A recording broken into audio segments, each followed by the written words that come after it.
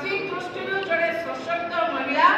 जे traffic control कर पारुचंती से 11 दिन हला निखोज अछंती एवं निखोज हवा परे शुभमित्रा को बापा अनुरोध करथिले जे सीपी को बेटी की जे मो झियो हजी जाईची आपण खोजी के आनी के दियंतु ए पर्यंत खोजी के आनी में सफल हैला नहीं। शुभमित्रा का बापा